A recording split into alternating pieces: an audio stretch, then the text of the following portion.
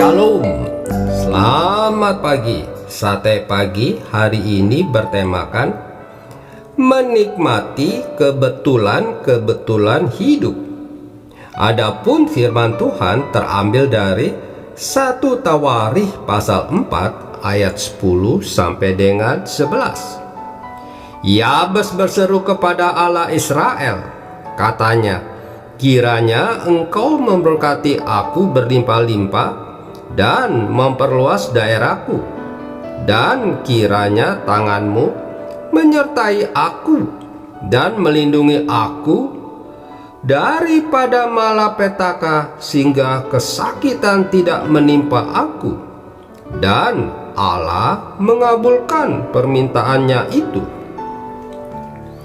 Nama Yabes tidak banyak disebutkan di dalam Alkitab, dan dikatakan bahwa namanya berarti penderitaan, karena ibunya mengalami kesakitan yang luar biasa ketika melahirkannya.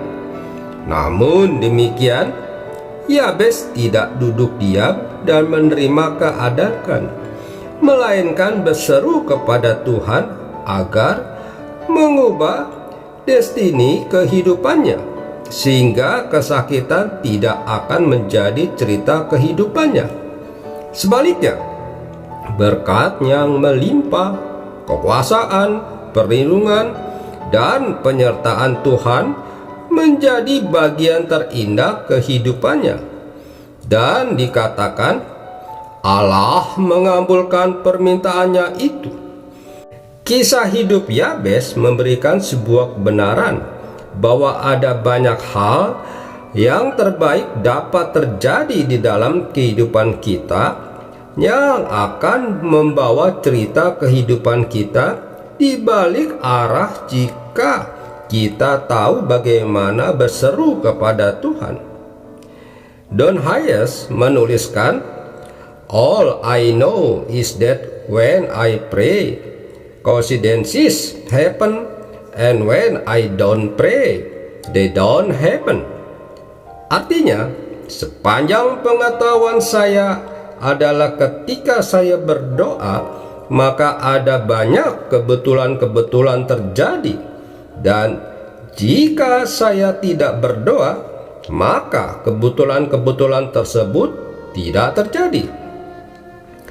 Seringkali Tuhan mengizinkan kita mengalami berbagai situasi sulit yang secara manusia membuat kita kehilangan pengharapan.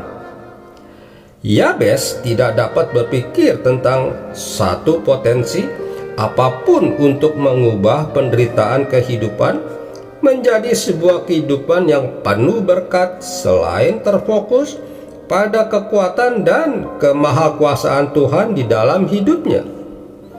Demikianlah ia menyerahkan dirinya secara total untuk berseru kepada Tuhan. Seperti sebuah pepatah yang berkata, berdoalah seperti setiap usaha kita tidak akan banyak menolong. Hal ini yang disebutkan dengan istilah cry out, di mana roh dan jiwa kita jauh lebih berperan di dalam setiap seruan kita di hadapan Tuhan. Doa yang tidak lagi lahir dari pikiran yang merangkai kata, namun doanya keluar sebagai sebuah jerit tangis hati yang paling dalam. Demikianlah Yabes berdoa dan berseru kepada Tuhan, karena hanya satu sumber yang mampu mengubah jalan kehidupannya, yaitu Tuhan. Kita dapat berbicara banyak tentang kehebatan Tuhan lewat mulut kita. Namun kehebatan tindakan Tuhan hanya terletak dalam tindakan kita di dalam memberikan diri untuk terfokus dalam doa. Karena doa mampu membuka berbagai pintu yang nampaknya terkunci.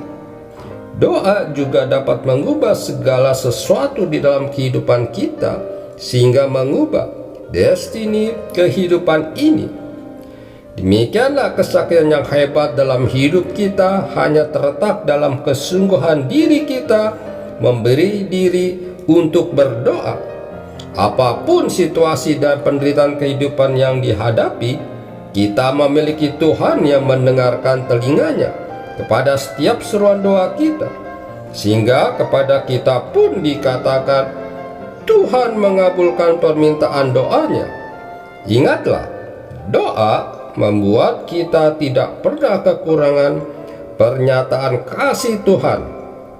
Namun tidak berdoa membuat kita kehilangan setiap momen untuk menikmati kasih setianya. Amin. Mari kita berdoa.